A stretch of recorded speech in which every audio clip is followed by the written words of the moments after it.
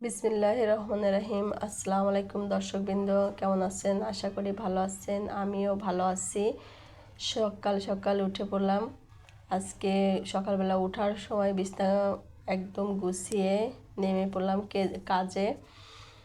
তো আজকে হচ্ছে থাম্বনেল দেখে তো বুঝে গেছেন কি হচ্ছে। তো আজকে এই যে তেলাপোকার ওষুধ দিয়েছিলাম রান্নাঘরে, সেটাই পরিষ্কার করছি।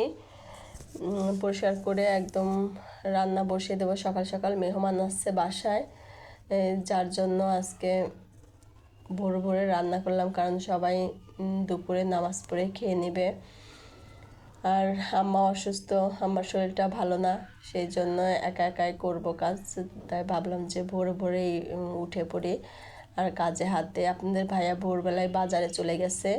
আমি এই ফাঁকে আমার খিচুড়ি পাগল ননদ আছে একটা, তার জন্য আজকে ভুনা খিচুড়ি রান্না করব।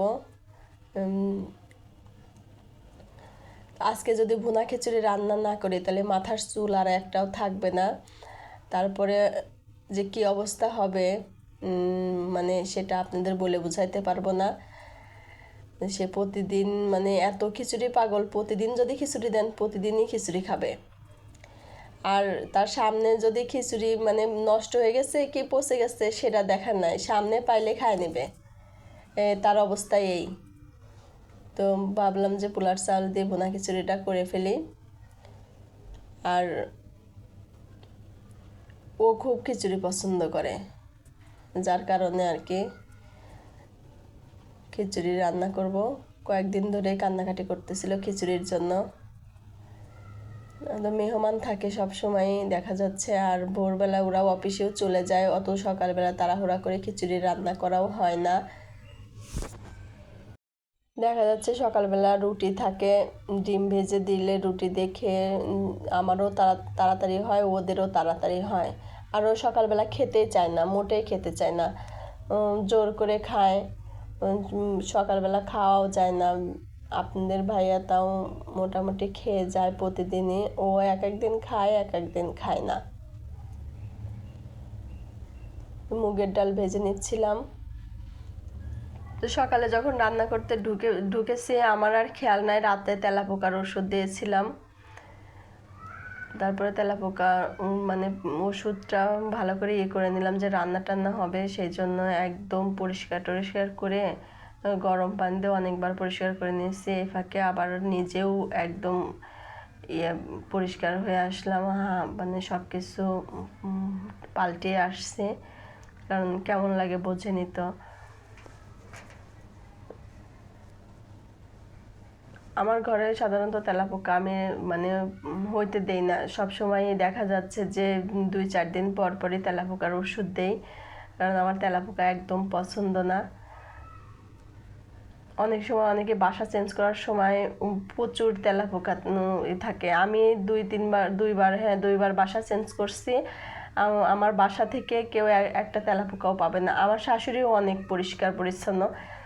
আমার শাশুড়ির কথা তো আমি মানে আপনাদের বলে বুঝাইতে পারবো না যে সে কি পরিমাণ পরিষ্কার পরিচ্ছন্ন, একদম টিপটপ সিমসাম অন্যরকম। তার গোছ গাছের সাথে আমাদের গোছ গাছের কোনো মানে তুলনাই হয় না। মানে আমি ফারাকি করতে পারবো না যে তার তার তার গোছানো গাছানো কীরকম আর আমাদের গোছানো গাছানো কীরকম। তার বিছানা কাঁথা, তার গায়ে দেওয়ার জিনিস, তার হাতের কাজ অন্যরকম। তো যাই হোক, এর মধ্যে আপনার ভাইয়ের বাজার থেকে চলে আসছে। তো এসে আমি একা একা পারবো না দেখে ওই যে সব কিছু গুছিয়ে নিজেই রেখে দিচ্ছিল। আর আমি ভুনা খিচুড়ি আগে কখনো রান্না করিনি, আম্মার কাছ থেকে একটুখানি শিখে নিয়েছিলাম যে আম্মা কেমন করে বসায়।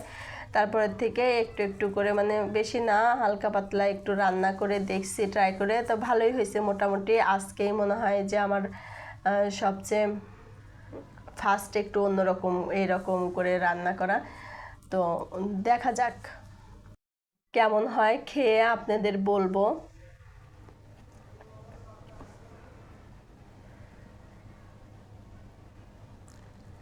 যে কেমন হয়েছিল।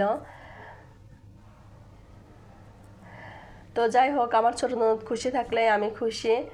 তো ছোট ছোট কিছু করেও সবাইকে খুশি রাখা, নিজেকে ভালো রাখাই আর কি সংসার জীবনে শান্তি। তো এটা সবাই পারেও না, আবার সবাই করেও না, আবার কেউ করতে পারলেও অনেকেই সন্তুষ্ট হয় না। তবে মাশাআল্লাহ, আলহামদুলিল্লাহ, আমার ঘরের মধ্যে এগুলো নাই। আলহামদুলিল্লাহ, আল্লাহর কাছে লাখ লাখ শুক্রিয়া যে যাই হোক সব মিলায় আমরা ভালো আছি। আর ধরেন হাঁড়ি পাতিল এক জায়গায় থাকলে যেমন টুকনা ঠাকনি লাগে, ওরকম যখন তখন, এর বেশি কিছু না। তো আমার ননদ, 4টা ননদ, আর আমার হাজব্যান্ড একাই। তো ওরা মোটামুটি আমার 4টা ননদই মানে অসাধারণ। ওদের কথা, গুণের কথা আর ওদের কথা বলে আমি শেষ করতে পারবো না। তো যাই হোক, তার ভেতরে সবচেয়ে ভালো আমার বড় ননদ। এই কথা বলে ফেললাম। যাই হোক, ও আমার আর সব ননদরা শুনলে বলবে যে আমরা ভালো না। হ্যাঁ, তোমরাও ভালো আছো, তোমরাও ভালো। তার ভেতরে বড় আপার সাথে একটু আমার কথাবার্তার একটু অন্যরকম আছে, সেটা হয়তো তোমরা জানো না। তারপরেও আমার মেজ ননদ ভালো, সেজ ননদ আরও ভালো, কারণ ও সবসময় সবার খবর নেয়। এক একজন এক এক রকম ভালো, এক একজনের গুণ এক এক রকম, কারো গুণের সাথে কারো গুণের তুলনা নাই। আর ছোট ননদ তো আছেই, সেটা তো পাগলা। তো এই যে এখানে গরুর মাংস রান্না করব। তো আজকে গরুর মাংসটা ভুনে রান্না করব না, কষিয়ে রান্না করব না, আজকে মানে এমনি বসায় দেব। মাখাবো না, আমার হাতে একটু সমস্যা আছে, যার কারণে আমি মাখাইতে পারবো না। এমনি মানে কষায় রান্না করব না, বসায় রান্না করব। যাই হোক, তো এই মুহূর্তে যারা আমার ভিডিওটা দেখছেন তারা একটা লাইক দিয়ে দেন, আর যারা সাবস্ক্রাইব করেন নাই তারা সাবস্ক্রাইব করে দেখে নেন, আর যারা করেছেন তাদেরকে অসংখ্য ধন্যবাদ। আর কমেন্ট করে জানাবেন যে আমার মানে ভিডিওটা আপনাদের কেমন লাগে। তো আমি কখনো এরকম করে বসিয়ে রান্না করিনি, আজকেই মানে প্রথম রান্না করব। এটা দেখেছিলাম আমার বড় ননদ জামাইয়ের কাছ থেকে, সেখান থেকেই আর কি এরকম করে আইডিয়া আসলো যে এরকম করে রান্না করে আজকে। কারণ আজকে রান্নাটা একটু বেশি, আবার একটু তাড়াতাড়িও করতেছি, যে দুপুরে আর কি 2টার মধ্যে খাওয়া দাওয়া করে আমিও একটু বাইরে যাব। আমার আম্মা এসেছে, আম্মার সাথে একটু ঘুরতে যাব, সেই জন্য মার্কেটে যাব। আর ছোট দিন তো দিনের সাথে পারা যায় না। আর সিজনটা এত খারাপ, সবারই জ্বর ঠান্ডা, আমারই ঠান্ডা লেগে গেছে, কথা বলতে একটু অন্যরকম হয়ে যাচ্ছে। তো যাই হোক, যেই দেখেন ক্ষমা সুন্দর দৃষ্টিতে দেখবেন। আর এখন মাঝে মাঝে না, এখন প্রত্যেক দিন আমার রান্নার মধ্যে দেখবেন এই যে ঘাটি রান্না করতে, কারণ আপনাদের ভাইয়া এখন একদম টোটালি ভাত খাবে না, শুধু এই ঘন্ট বা ঘাটি এগুলাই খাবে। তারপরে আম্মার জন্য আবার মুরগি আনা হলো, কারণ আম্মা গরু মাংস তো খায় না, জানেনই আপনারা, আমি মাঝে মাঝে বলি।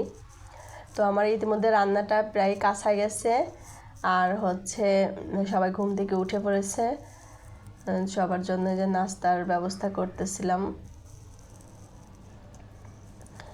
সবাই খিচুড়ি নিয়ে বসে পড়েছে, ডিম ভাজলাম। তো যাই হোক, ইতিমধ্যে আমার রান্নাটাও কমপ্লিট হয়ে যাচ্ছে। এই যে মাংসটা হয়েই গেছে, আমি আলুটা একদম পরে দিলাম, যে আর একটু আলু সিদ্ধ হতে খুব তাড়াতাড়ি হয়ে যায়। তো আমার সাথেই থাকবেন, ভালো থাকবেন, সুস্থ থাকবেন। আল্লাহ হাফেজ।